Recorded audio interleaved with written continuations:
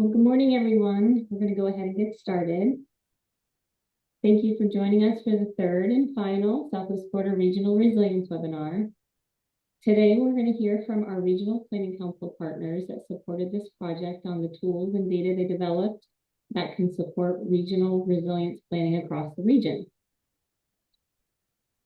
Can everybody see my screen? Yes. Okay, perfect. So we'll begin with Tampa Bay Regional Planning Council, who will share the Southwest Florida Resiliency Geo Hub and 3D modeling tools. Then East Central Florida Regional Planning Council will present on agriculture and resilience data integration. After the presentations, we'll move into a brief stakeholder working session. We're looking for your feedback on data gaps, additional suggestions for the Geo Hub, current or future projects in the region, and opportunities for cross-regional coordination. So with that, I'll go ahead and turn it over to Tampa Bay Regional Planning Council. Hi, everyone. My name is Ashley Mott. I'm the GIS Director at Tampa Bay Regional Planning Council. And today I'm joined by Sarah Vitale, who's our Director of Civic Technology. I'm going to start off our presentation by showing you the new Resiliency Hub that we developed for the Southwest Florida RPC.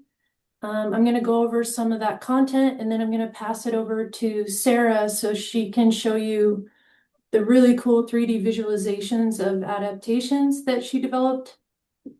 So let me start sharing now. Oh, I got to request that. Rebecca, can you give me sharing permissions, please? Yes, I just did. Okay.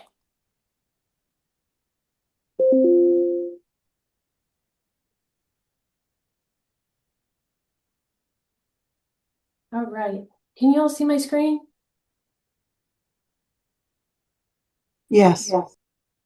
Okay, great. So this is the new Southwest Florida Resiliency Hub. Hopefully you're seeing that on your screen now. And it's the place for you all to find GIS data, maps, and collaborative tools for resilience planning. And this was something that we built for Southwest Florida as part of their regional resilience entity grant work. And when you land on the page, Sarah or Rebecca, can you drop this URL in the chat for me so folks can follow along if they would like?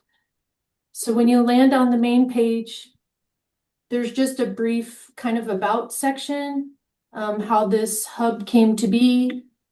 And then as you scroll down on the main page, there's some featured content, which are some maps and apps that are found on some of the subpages at the top. I'll go over those in a little bit. But as you scroll towards the bottom of the page, you find an open data section, and this is GIS data that is aggregated from authoritative sources in the state and the region. And these are all what GIS folks call map or feature services, and they're dynamically updated by the data owners.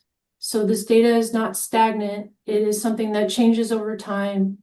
As an example, I'm going to go to this community assets group, and I've just aggregated FDEP's statewide critical asset layers. And there's some more groupings in here. So this contains all the layers within the statewide assessment.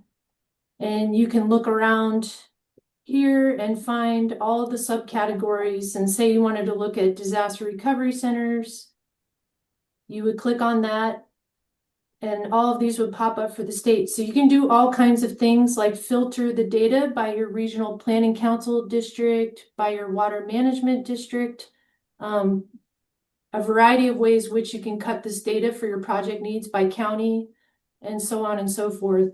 And you can use this data to make maps, make story maps. You can look at the metadata, all that kind of stuff. So all that aggregated data that's within the hub, you can do that same process with. And if you see some data or you think there's some data that we should add to this hub, we can certainly do that. And then as you scroll to the very bottom of the main page, you just find some metrics here. These are dynamically updated. I'm going to show you a couple of applications where we track projects and then track collaborative partners, such as yourselves. So I'm just going to scroll back to the top and hit the risk assessment. Or excuse me, I'm going to hit the first subpage, which is the collaboration page. And this takes you to a subpage that talks about the resilience collaborative that you all participate in. There's a couple YouTube videos up here that show this webinar series. So the first two are here, and we can add all of those meetings as they occur. And then as you scroll through, this is what we're calling our resilience collaborative partners here. And this is kind of like a website within a website. You can interact within the hub, and you can look through the different technical assistance opportunities and experts in your region. And you can, if you wish, you can join the collaborative if you want to share your technical assistance opportunities, and you can add to it by adding your name here, selecting the services that you provide, all kinds of stuff, like what kind of expertise that you have. And then when you click submit, you end up within this application as one of the collaborative partners. And then, as we pointed to in the beginning, that would show up here as an addition. So now I'm going to go on to the next subpage, which is risk assessment. And this risk assessment page contains an application and a story map. This application here is, again, it's like an app within the hub that you can dynamically interact with. So this has an aggregation of flood layer types that you can turn on and off. You can zoom in, like as an example, as we zoom in, I'm just seeing the NOAA's CCAP water here, but I can turn this on and off. Look at sea level rise. I can look at the legend tab to see what these colors mean. Just note that these eyeballs are what turn things on and off, and that there's groupings within.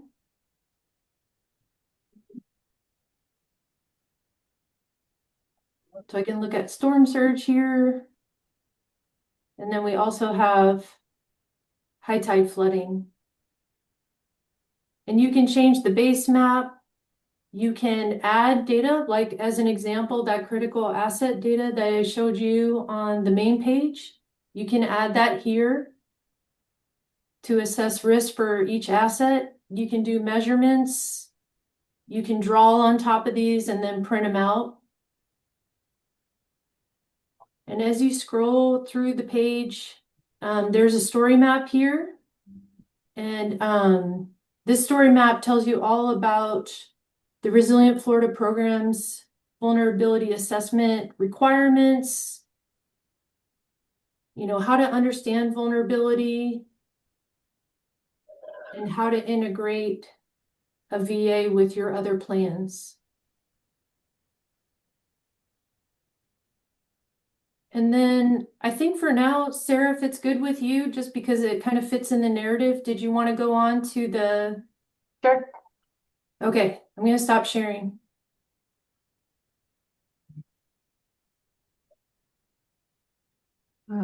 Just one sec. Trying to share.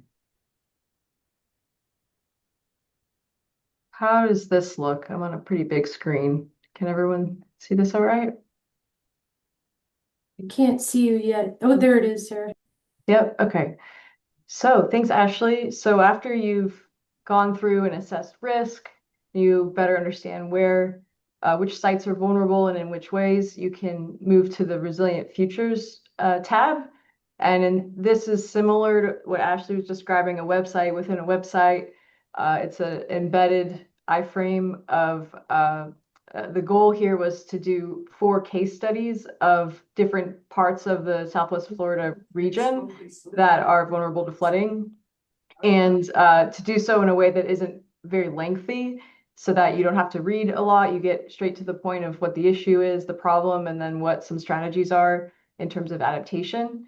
So you use the prior tabs to better understand the risks, and then you use this tab to help get a preview of some of the adaptation and what it could actually look like if we're addressing these risks in 4 specific sites. So I'll walk you through how the page is organized.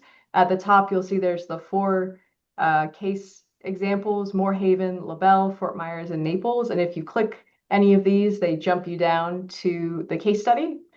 But I'm scrolling back up. And then when you move just down the page, each page case study has an introduction of the regional map, and they're organized top to bottom from the flow of the river from Lake Okeechobee. That's where you're going to view the Moorhaven case study. And then you can move to the LaBelle one if you want to look at more of a riverfront adaptation, down to Fort Myers. So now we're looking at more of an urban adaptation in a downtown scene. And then Naples, you jump down to see a more coastal beachfront adaptation example. And you can click any of these counties or click these to also be jumped to the next section. So I will click Moorhaven just as an example. Here we are in Moorhaven, Glades County, and you'll see that you have the problem statement on the left-hand side and then the strategy. And in this example, we're looking at a community that's right along Lake Okeechobee, and it has a mix of different flooding risks and factors. So the strategy is a mix of shoreline protection and flood proofing, particularly storing water on site through rain gardens and bioswales, and naturalizing the edges. So as you're moving down, you can see an example of that with a neat little slider. So if you move the slider left and right, we're looking at the current vulnerabilities, the current site, just a base imagery from Google. And you have these little icons that you can turn on and off that describe in more detail the current vulnerabilities and a few different examples. And then you can take the slider and you can slide it over and get a preview of what an adaptation could look like on this site. Again, this is all simulated and just there to provide for illustration and communication purposes, but it gives you a better example of what a bioswale could actually look like on site, or what some of these living shoreline adaptation solutions could look like in a particular familiar area. And then you can click and read a little bit more about that on the different icons. So now City Hall is an elevated City Hall, and we are utilizing green infrastructure in these different areas that were previously just surface area, not retaining the water on site as effectively as it could. So there's an example of the adaptation and comparing and contrasting the current and the adapted conditions in a really simplified 1 to 2 sentence summary at the bottom, and then your references. And a lot of these case study examples are used from the best practices in this Florida Adaptation Planning Guidebook. So if you haven't checked this out, it's recently updated, and a lot of really great best practices in there. So that's the Moorhaven example, and I'll just quickly fly you through the other 3. So now we're moving farther down the river to LaBelle, and LaBelle's got that riverfront resiliency risk, low-lying important public facilities right along the river. There's marina along the river. So we looked at living shorelines and elevated river walk, upland stormwater retention as those main strategies. And then the slider looking at the before scene. And then this is along DeSoto Avenue and Bridge Road. And then you can see that we've got some elevated structures here that were not there before. And again, this is a simulation, but just to give you an idea of what it could look like to be living more aligned with the risk and making long-term adaptation designs now to help enjoy the public space, but also retain water in a smart way, so you're not flooding as much. And then moving on to Fort Myers. And in this one, we're looking at coastal storm surge is now a factor, along with the riverfront flood risk. And we're looking at more urban areas. So a few different examples of what could be done in those settings. So integrating the shoreline, permeable bioswales. So I have two sliders on this one to show two different perspectives of the downtown. You've got the riverfront side.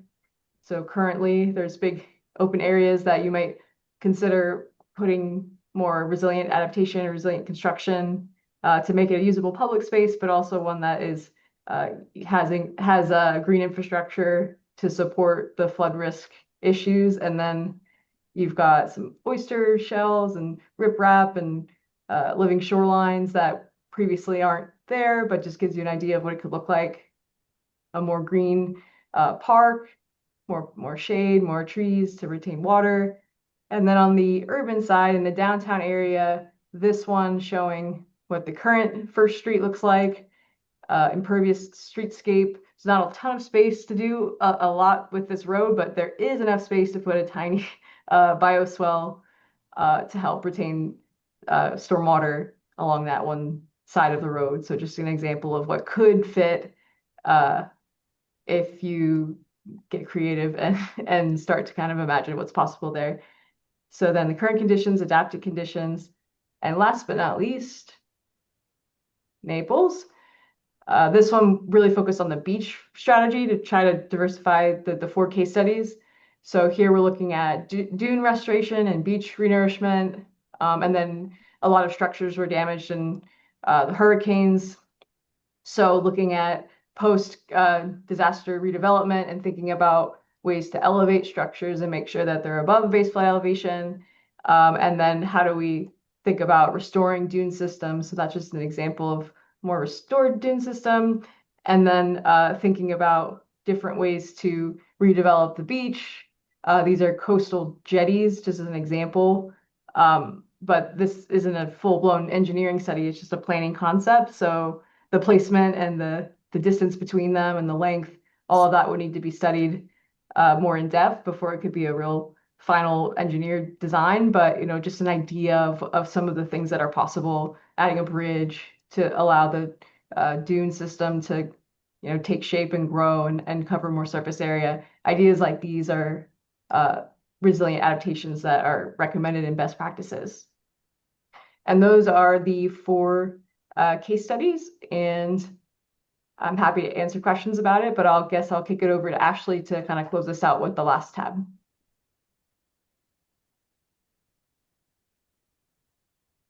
Or I guess I could go through it too, Ashley. No, sorry, I was just It's good.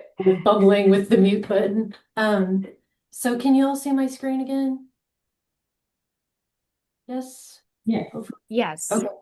All right, so the last tab on the hub here is just how we're going to track the region's progress over time. So this is another chance for you all to participate in the hub and add to the hub so that it remains relevant and useful to you. So this page contains a simple web map which houses resilience projects in the region. So we've collected about 50 so far. And when you click, you can zoom in all that kind of stuff within the map. And when you click on each of these points, it gives you some information about the project. As an example, this is Everglades City Vulnerability Assessment, an adaptation plan, and it just gives you some information about project costs, when the project was completed, who managed the project. And sometimes we have images, sometimes, we might have a link to a website, but this can be more fleshed out by you all as a group. And again, you can click here to add to the map. It just takes you to a Survey 123 form where you can put in your own project, and it asks you some information about, what climate impacts the project addresses, what kind of project attribution you would give it. Like, is this a planning project? Is it an implementation project? That kind of thing. And then just, photos, images, all those kinds of things are really great to add here. And once you click submit, it's automatically added to that map. And just to get back to the main page, you just click here. And that's it for us. I can answer any questions about the hub as a whole, or any data that might need to be added. And then Sarah can certainly respond to any questions that you have about her adaptation visualizations.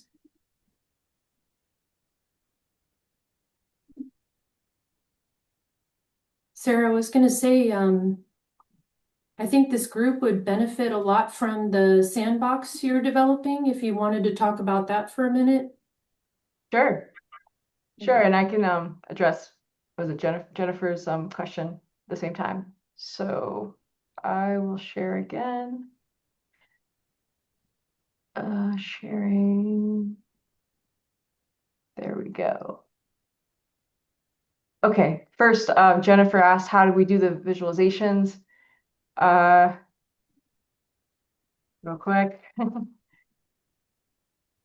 So we've been honing in on style of creating 3D visualizations over the last few years, but I use a variety of tools. Twinmotion, Unreal Engine, and SketchUp are primarily the tools. And in this particular project, it wasn't as much those 3D tools as it was just really fancy photoshopping to create these kind of 2D images. So I'll show you. I use some of the 3D tools to do the space planning and just identifying whether there's enough space for some of these adaptations.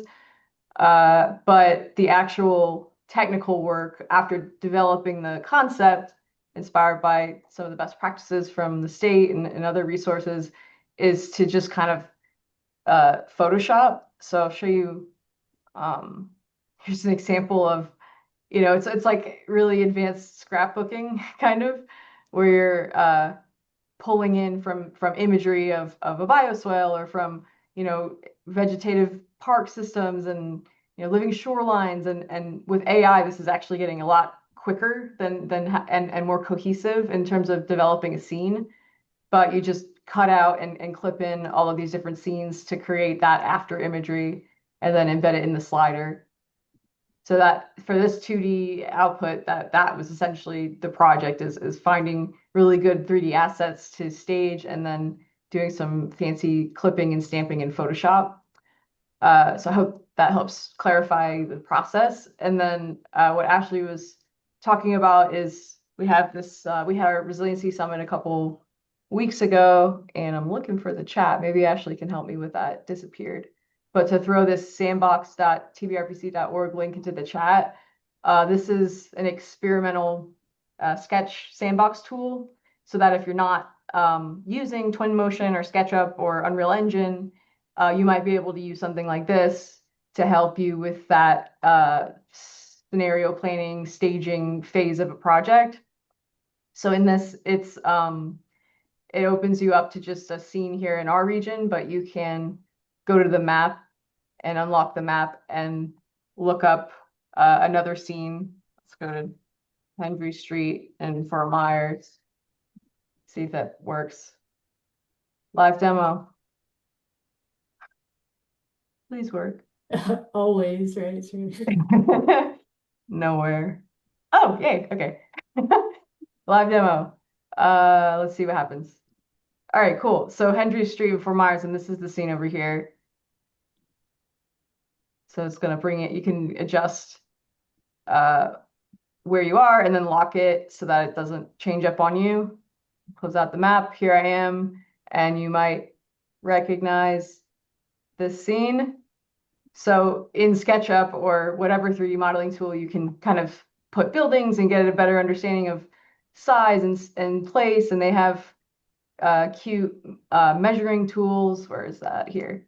Measuring tools. Like I want to know the distance between different things so I can see whether my ideas are going to make sense here. Like that is usually the first step in this process before I would go into SketchUp or sorry, Photoshop and find the imagery to kind of scrapbook it in. Like you just want to make sure the concept makes sense. So the idea here is that we can create this sandbox tool for local government use for those who might not have the technical abilities or the software access to SketchUp and all that stuff, so that you can come in here and kind of get a better idea of what your concept might look like and then quickly share it with the public without having to outsource a ton of that. So let's say, and we've got a little build library. It doesn't have all of the 3D assets that I had in this scene. These are more high quality, but the idea that it could get you started and then we might be able to build upon this. Let's see, a small apartment building. Cool. And you can kind of place it into the scene.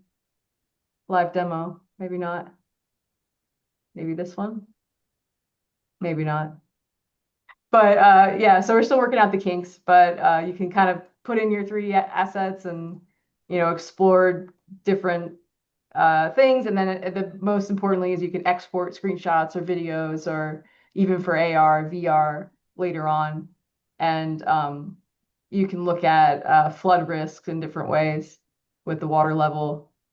So this is a fun kind of sketch planning tool that we're still actively developing, and only a handful of people have kind of gotten their hands on it. So if you all are interested and want to be a user tester, please let us know, because we're interested in people's interest in this and whether they think it'd be useful and in ways that we could continue to develop it for local governments to use. Yeah, that's the tool. Perfect. Thank you so much. Are there any other questions for Sarah and Ashley? Yeah, Sarah, did you do the portions for the three adaptation or four adaptation models? I did. Yep. Okay, beautiful. That your work is gorgeous. Thank you. Is that it's based on artistic rather than actual regulation?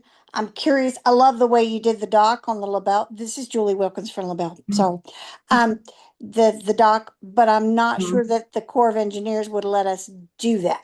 So I'm curious if you had any constraints on there, if it was just visual, artistic. No, for this project, it was a simply visual kind of imagine that we could convince the Army Corps that this could work, and there's enough, I assessed the amount of space and thought, I think this is practical and feasible. But whether the Army Corps would allow it is the next conversation, but at least you could use these images to help kind of further advance that conversation, I'm hoping. But the scope only allowed us to really just focus on the visualization and the concept development. It's fantastic. As a matter of fact, I'm like, huh, she's drawn outside the lines. I love that. But we've never looked at it that way, and I love it. Oh, great. Thank you. Yeah. So thank you. Are there any other questions before we move on?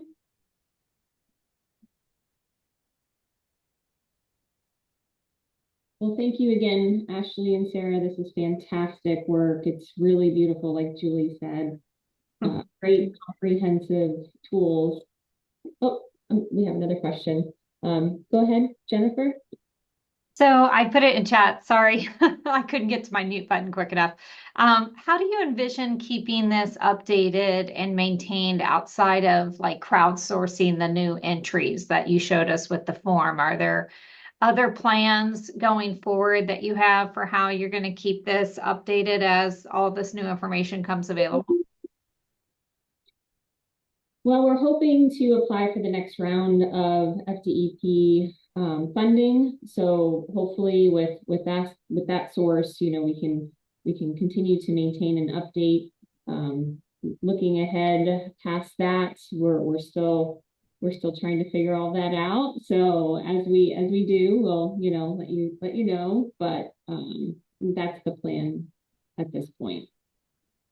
Yeah, that sounds good. And I also would offer, we would love to, partner offline with this. We have a similar kind of resiliency map that we've created for the CHNAP Water Atlas that we've been starting to build and load in all of the different CVA and adaptation action area layers that we believe would be relevant to our partners. So I think there's opportunities to maybe synergize, and we would love to talk to you offline about that. Absolutely. That sounds great. Thank you. Anna? Hi, I'm following Jennifer Hacker, and I'm here laughing inside because we have been coordinating on integrating our hubs. And I will ask for the same thing, just coordinate offline. We have some data that Jennifer already incorporated into hers that it would be interesting to also integrate into this. Great job. Perfect. Yes, we would love to. We'll definitely connect with anyone who's interested offline. We'll send a follow-up email with the hub links, with our website, all the information. So that's very exciting. So thank you. Anyone else before we turn it over to East Central Florida?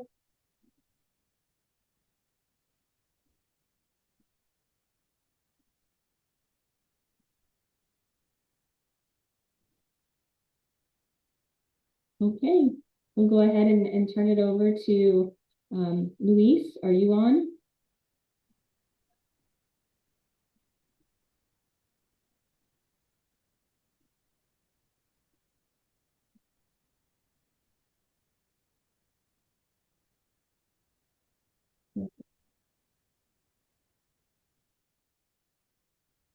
Luis, can you hear us?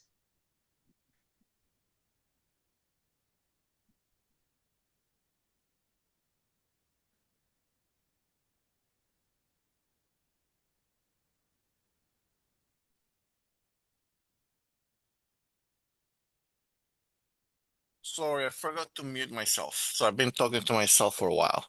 Okay, let me see if I can share my presentation really quick.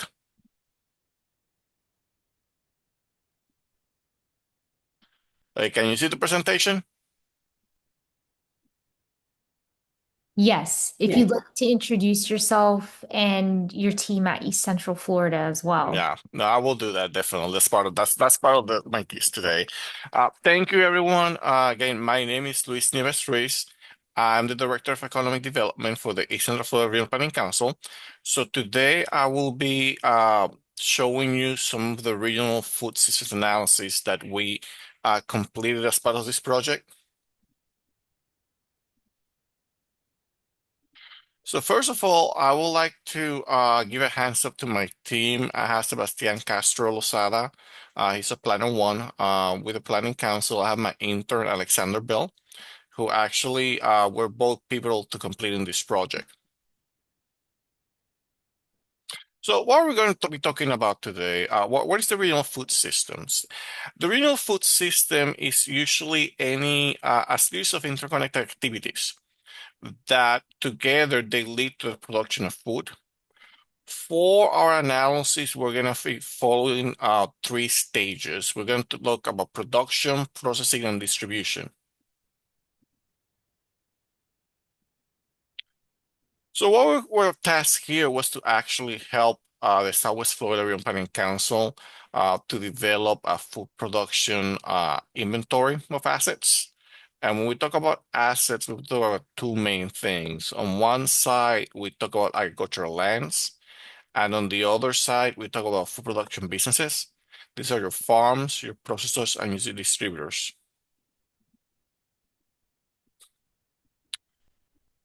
So pretty much, how do we do an agricultural land analysis? The maps, of course, they're not as flashy as what we just saw from Tampa Bay, but we usually get this information from the property appraiser offices. The property appraiser we use.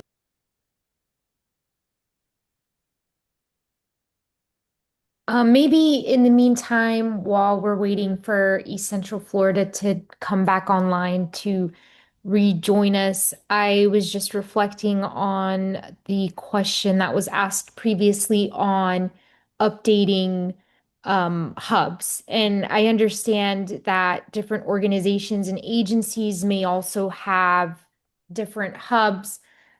How do you all maintain those hubs and update them? So really, posing the same question that was asked to the Regional Planning Council back to you all. Since this is a, platform for sharing and collaboration, I know we had a comment from CHNEP and the Water Management District. I'm not sure if we lost them, if they're No. back online. This is Jennifer. I'm online. We have a position in-house that is kind of our lead on all of our research and GIS data. And recently we refilled that position. Alexandra's on the call. And she is going to be taking over the Water Atlas and also our Adaptation Action Area and Vulnerability Assessment projects. And so as those projects create new GIS information, we're going through and strategically pulling out what we think are the most valuable layers and putting them into the Water Atlas so that they can be accessed publicly and used in combination with other layers that we have on there dealing with water quality, hydrology, fish, wildlife, and habitat, and things of that nature. So we're still in the process of developing it, so it only has a few layers, but we're building it continuously. So that's why we definitely think that what you're doing is also very complementary, and there's probably ways that we could cross-pollinate and help promote by putting a link to your site on some of our pages and vice versa. Thank you, Jennifer, for explaining that.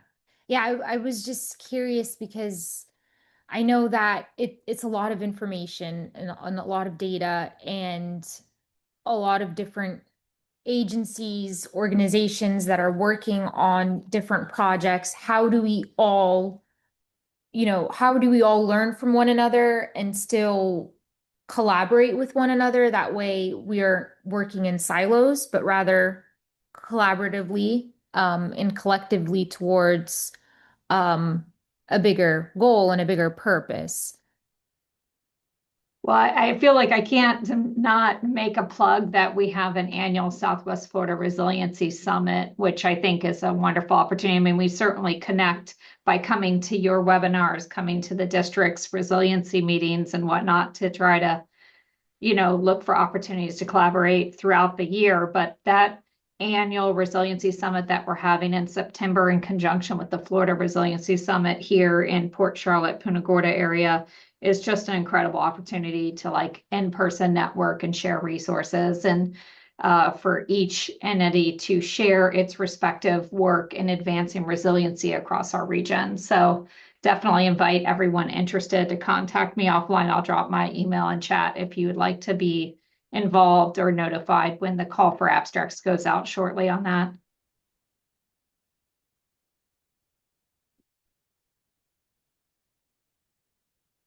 Thank you, Jennifer.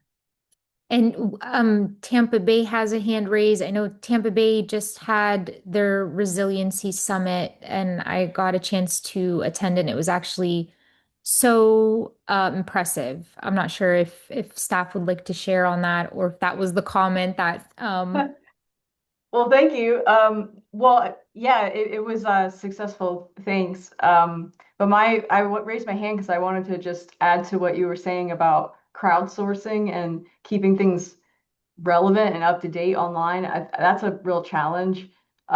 We've had a couple other, projects, and we want to make a regional information center where our local governments can, provide updates to the hub that are crowdsourced. But it seems that it does create. We want to avoid creating work for people, So it's like there's a balance there.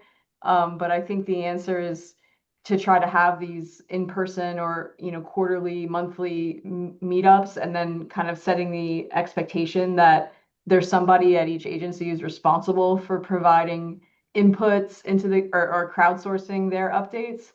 Otherwise, it can become a staff member at the RPC or at a county or whoever's managing the crowdsourced tool. Like it could become someone's full-time job just chasing everybody for these updates. So we haven't had a ton of success, and I've withheld releasing certain things because I haven't found a successful strategy to make sure that a crowdsourced tool remains up to date and is being updated organically by the users. So if anybody has advice or, recommendations or examples of other crowdsourced tools that are working effectively, we don't want to create work for people. So yeah, just adding to your question to the group, I would love to see examples, and I think that that's a great model, and that's where we need to move toward, because we're just we're regional agencies, so that seems productive, but we don't want to create work for people. Thank you, Sarah. Yes, that was very helpful and insightful. I agree. I think it is a lot of work, especially when you are limited in capacity, when, maybe there's turnover, maybe there's budget constraints. But the work still has to continue some way or another, and it has to be updated. And how do we update that? So maybe that's something that we can all continue to think about when we're working on resiliency work. And I see Luis is back online. Luis, we were just having a discussion on updating and how do we update our different data sets that we showcase on the hubs that we all have. And if you'd like to continue where we stopped. Yeah, I just don't know where we stopped because I kept talking for about 5, 7 minutes. I think it was around, you were explaining what a regional food system entails and Oh, so I what was very early then. Okay. So it was here. probably this slide. Yeah. Sorry about that. Yeah. Yeah, so I get talking about 5 minutes after that. So it's definitely humbling, I guess, to be very important that you all understand this because I have come to this point of discussion all the time when it comes to whether you update and when to update things. And our work, it's usually challenging because we're working with several different data sets. What I do on my job right now is that trying to look for information that could turn into trends. We know that one or two, three, 10 points may change within the next 2 or 3 years. We know that for sure. But when you're doing a trends analysis, it's very hard unless something a really different type of shock happens, you're not gonna see much changes in the trends unless you do like a real change. So everything that we do here, yeah, it's a snapshot in time in a way, but the way we're setting it up in at least in our work is to actually start understanding what are the trends in your region. And those trends are not just gonna change just like in the blink of an eye. They're going to take time. So what I do, at least on my work, I usually tell people if you're going to do an update of an analysis, like big analysis, usually maybe every 5 years will probably be the best time to do it. We know there's a lot of changes down with the climate, and there are a lot of things, a lot of disasters happening. We know we're getting stronger storms. But because of the work entail in making these models work, there's definitely a lot of there's not a lot of leeway time to actually go and keep updating, and the resources are not there. So I will say just look at what we're all showing you as hopefully trends of what will be happening. And as we work and try to get those sorts of funding, we'll try to get it updated. But again, for what I'm doing right here for the council, I wouldn't recommend doing another analysis until like at least 5 years from now. So I'm gonna go in and I'm gonna try to go back, get back in the presentation. So what are we looking at? We're trying to study what's called a regional food system. And again, the food system is going to be these interconnected activities that are going to go bring food from the farm to the table. For my work, I usually only look at 3 areas. I look at production, processing, and distribution. And that's what we're basically work on for the council.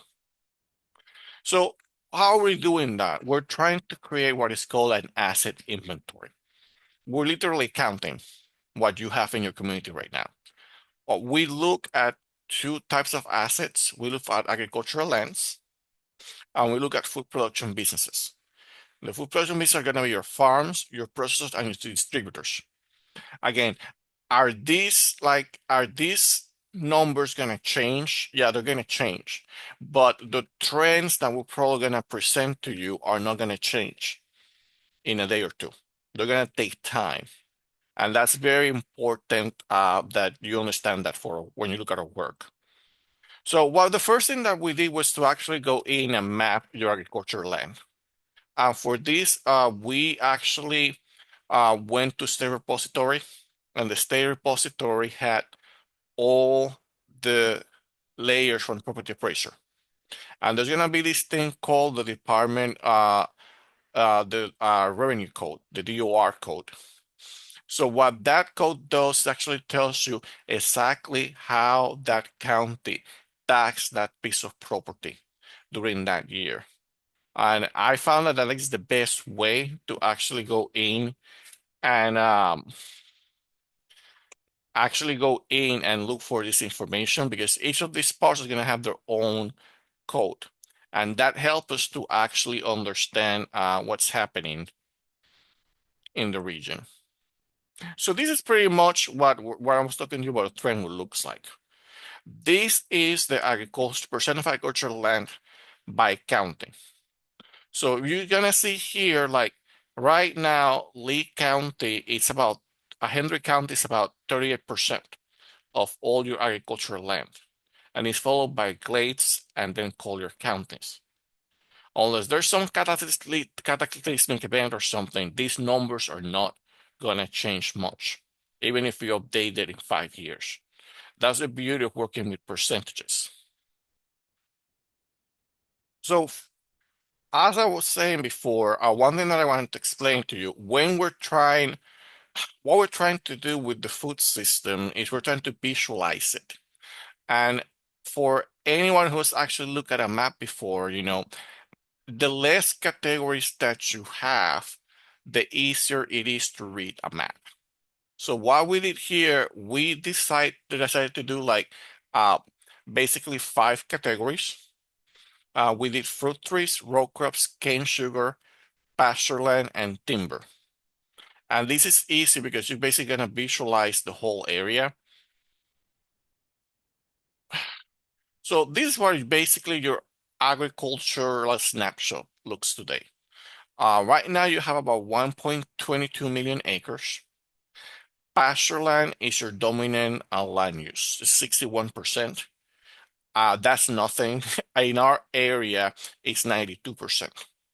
And this is very important to understand because pastureland, and I know your region works a little differently than ours, but pastureland is usually the agricultural use that's most easily sold to developers to basically build a new development. So that's usually why we look at this. You look at other major uses, you also have 250,000 acres in row crops. That's about 21% of all of them.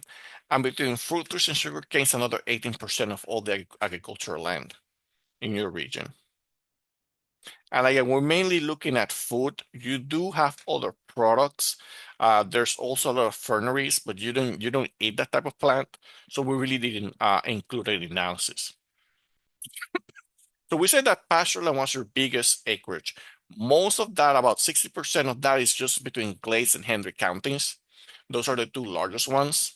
Your more urbanized counties, of course, it has much more. Pastureland requires these large tracts of land that are not really available in many places.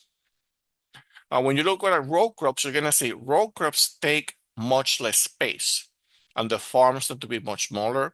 That's where you see that what Collier still, like Henry still your biggest county, Collier goes up and shuts up with about almost 30% of their land, of the use the regional crop acreage in your region. We could look at fruits again. Henry shot up the top. almost like 43% of your land. And then you had sugarcane. Sugarcane is very highly concentrated. 92% is located in Henry County alone. So one thing that the project wanted to, the contract kind of require is that they have to, what they call this thing called like government-owned agricultural land, which is it's a term that it doesn't really exist. So what we did to basically assist the planning council was actually look at institutional land. That's land that's either owned by a public or quasi-public entity.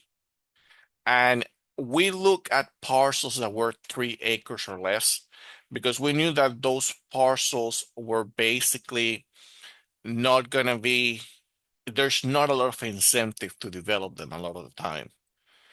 So here, the way I wanted you to understand it, this is your repository, like potential.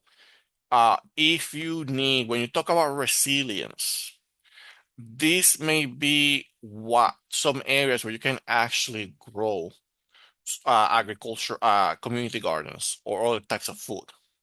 So we identified about 11, little more than 1,100 parcels, and it's about 484 acres. So it's a pretty much, Charlotte County had most of those pieces of property, followed by Cape Coral and the city of Fort Myers. So the second part is the business inventory. Again, is your farms, your food processors, your food distributors. We identify about 240 operations within the 6 counties. And how we do this? We basically go to the different data sources, and this is really important. We have some private data sources like Data Axle, which is basically a business list. But we have to go and look at other sources. And we pretty much have to do that because it's very difficult to identify farms. Like most farmers don't really want to be found. So this turns into like a very difficult operation. So to say that is like, we know that the number of farms that we have is about 75. We know that you have probably double or triple that amount of farms. But for the purpose of our project and visualization, I need to know specifically if I open and something tells me it's a farm, I need to know what that farm is doing. And I need that to know that it's still in operation. If I don't have that information, I don't include it. And that's because I cannot, if I'm sitting in front of you, I want to make sure that I'm able to like have a conversation about what I chose this specific point.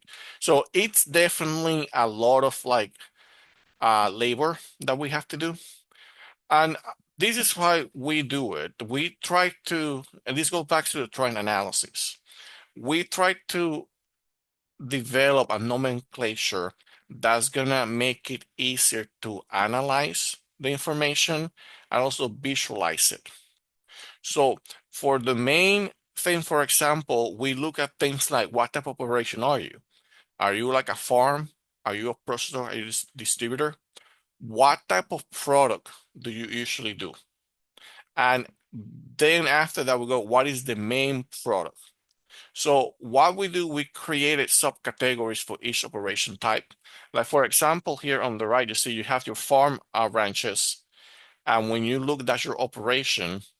And then you have actually 3 main product types. You have animal products, multi-purpose, which is farms that do more than one product, and then we do produce.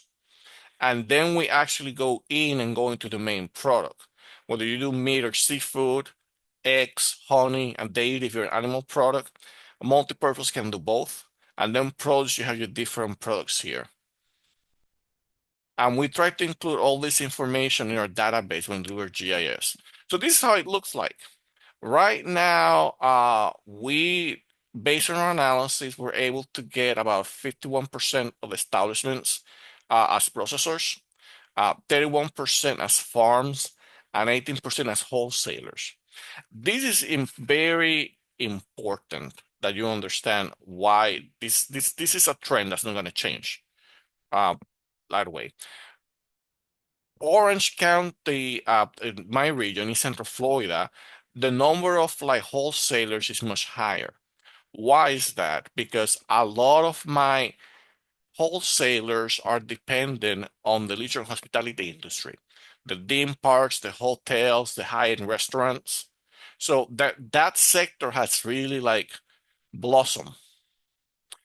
Your region is a little different uh, because of a variety of things. You'll know that much better.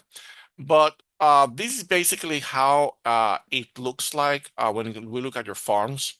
We're able to catalog 76 of them, and most of them were produce. This is your vegetable farms, with about 20% being multi-purpose. This is how the products break down. You have mainly vegetables, fruits and vegetables. You have meat and seafood, fruits, then honey and citrus farms. And a lot of the coastal counties had that most of that small scale produce. And then when you move inland, what you have are more like the wholesale type of farms. These are the farms that actually just sell. When they say that Florida is the vegetable basket of the rest of the United States, that's what you see that when you look at your inland counties. A lot of farms that just basically ship their product. They may have the farm and their packing house in the same location, and they basically go in and they just ship all to the US. So your processors, we were able to identify 125. The largest category being the bread and pastries, and this is normal. Bread and pastries usually includes a lot of your like bakeries, commercial and wholesale bakeries. Then you have some beverage production, which is your second largest. This is your large soda distributors, for example. And this is how the main product breakdown is. You know, you have 62 bakeries and pastries, berries of 34, and then the other food products is 22.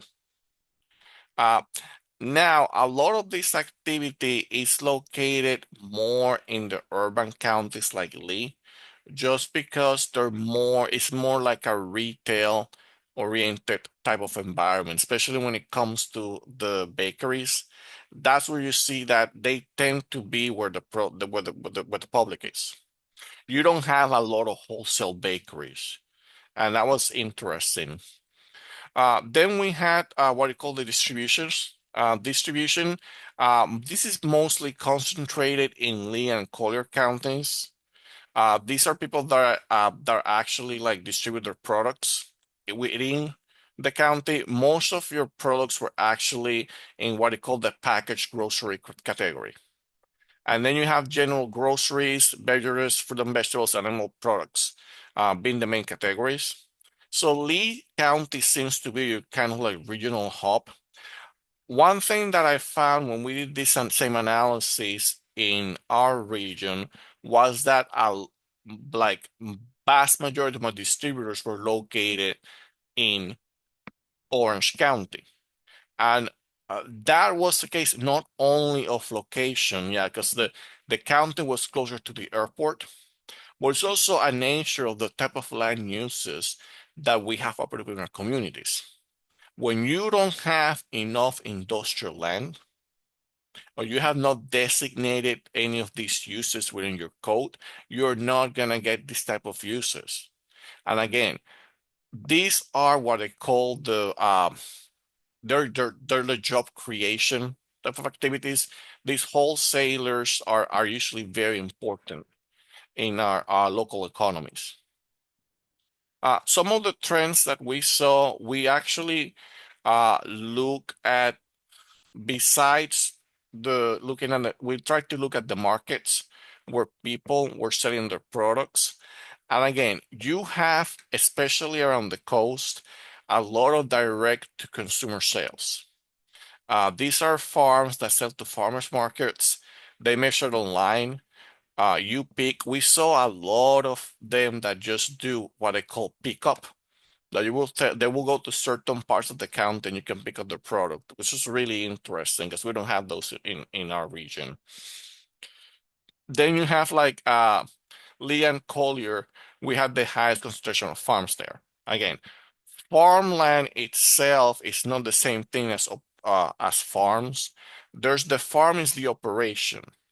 Farmland is a whole different thing. So we're discussing when you have like sugarcane in the inland counties, that's probably one or two families that lease those like properties to somebody for farming. So there are not that many smaller operations there.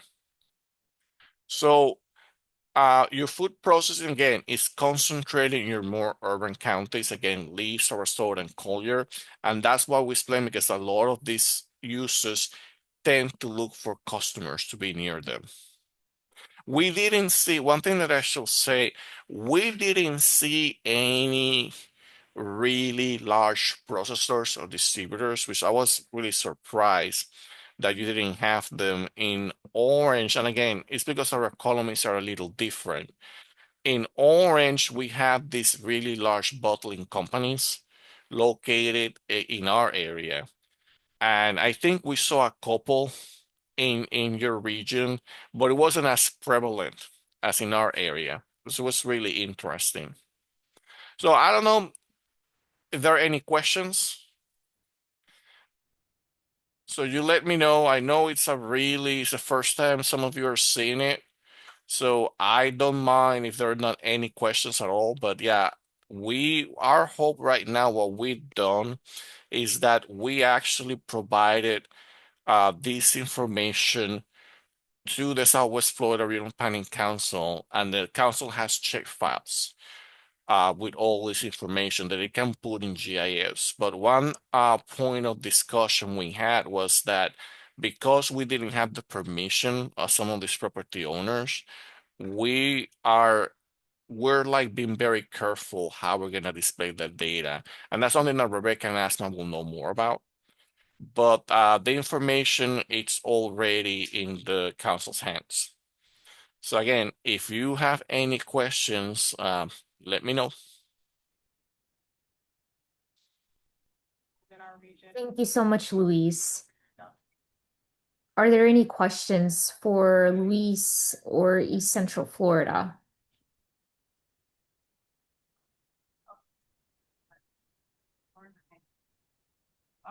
List of training and workshops and conference opportunities is also included in the agenda pack. Do we have anyone from our highly dense ag counties that has any comments, or would you prefer that we follow up? I've also included in our chat the link to Southwest Florida Fresh, the regional trademark brand that the Southwest Florida Regional Planning Council created through an EDA planning grant and then implemented through USDA implementation grant. And we're very excited to have this opportunity with East Central Florida to have them actually go in and do this deep dive baseline assessment of our regional food system and identify things that we can work towards and continue to work towards to support our agricultural industries here. What we do kind of do around the table. Good morning. So Luis, I'm Julie Wilkins, and I'm in Hendry County. I'm in LaBelle in Hendry County. Yeah. And the information is not a surprise to me, because we live with this act. Lavelle, yeah. Yeah, so we did have processing plants, two, we have one juice plant now, but we had quite a few more. But of course, the citrus industry has had all kinds of issues in more recent years, disease and hurricanes and all those fun things and freezes. So, one of the things that you didn't mention, and I don't know if it just didn't come up, but when Winn-Dixie was open in our area, and most of them have closed now and becoming Aldi's, but they actually, and also former drug grocery stores that were located here, they would not buy locally. They said they did, but they didn't. They had Mhm. warehouses in the Tampa area and other Mhm. places that actually are distribution areas that would purchase statewide and then distribute from there. And it was a constant battle to try and get, we live in, an ag belt, but we don't get to eat our own food unless we Mhm. go to those U-Pick areas or the farmers markets. So it's a very interesting dichotomy. No, no, no, and I really appreciate you brought that because even me being not being from the region, I try not to pass judgment or anything. But what I've certainly seen, and this is a discussion that I had with several people in IFAS and the Department of Agriculture.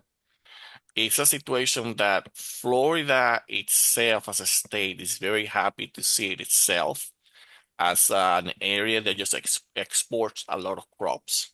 And you see, IFAS just loves mentioning that all the way. Oh, yeah, we are like the food shed of the United States, winter vegetable capital of the United States. What Florida, and that's beautiful, you know what I mean? Because it's a very important part of the economy. But what we are right now, the third largest state in the country. And what I haven't seen in my years of working in food systems is actually seeing any strategies to increase the low consumption of food produced in Florida. Yeah, there's the Fresh from Florida, and they do all these nice like brochures and the websites, but to me, it's a mystery why since we have so much population, why are we not really using that to like feed our own people?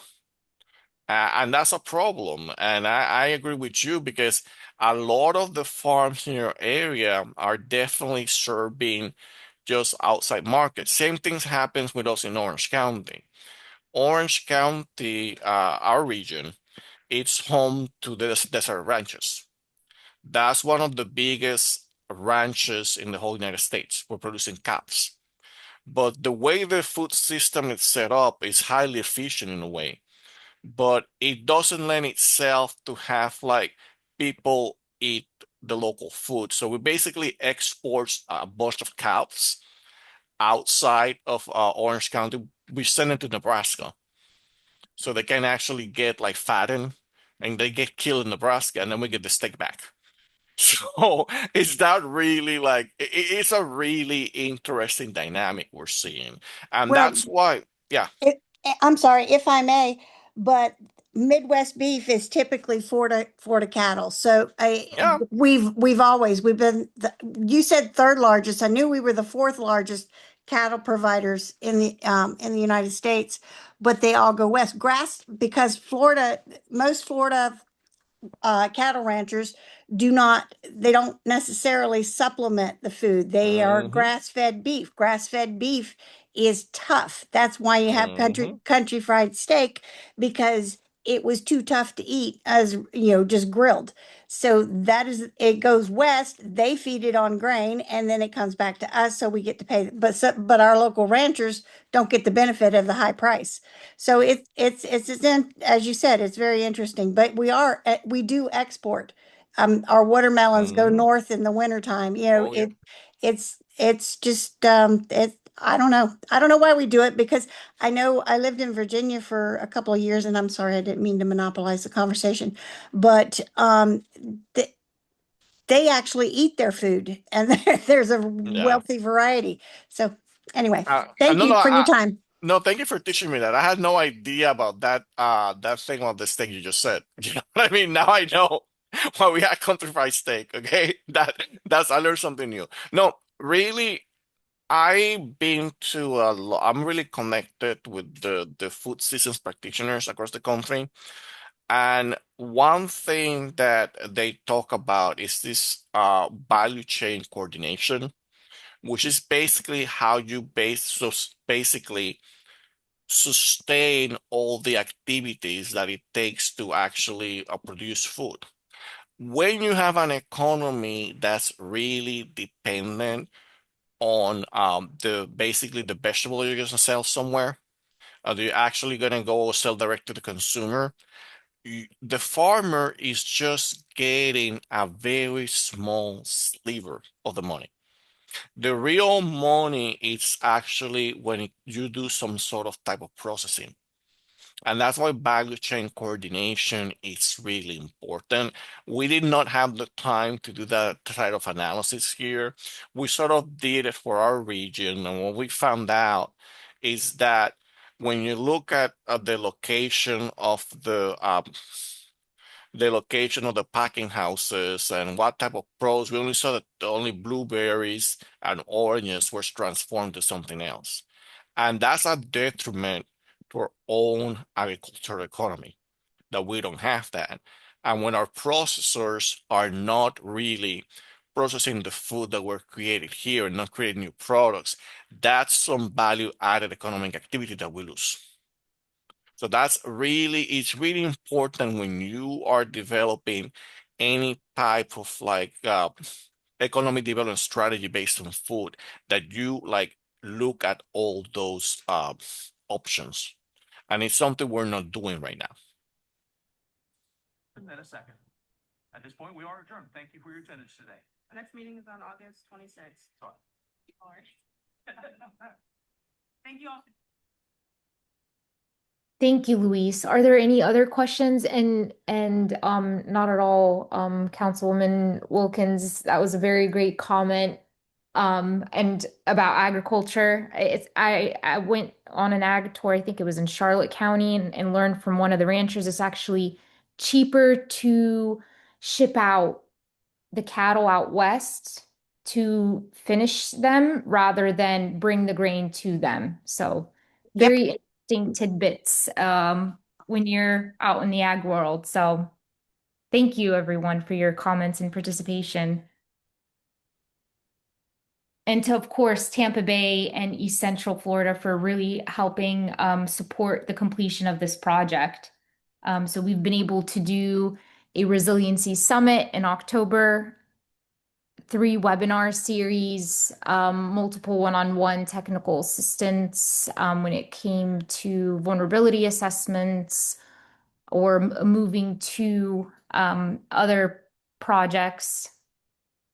So we're very excited that we were able to collaborate with you all, and we look forward to hopefully continuing this work in the region. And with that, I'll pass it back to Rebecca. Well, we won't take up any more of your time today. I know we went over, there was a little bit of glitches during the meeting. So thank you all for your patience. Thank you for your support throughout this project. We're hoping to continue the Southwest Florida Regional Resilience for the next funding cycle. So we will let you know how that project and that application progresses. Thank you all again. We will be sending out an email with all the presentations from all the webinars, all the information. So thank you again. All right, have a good day. Thank you. Thank you. You.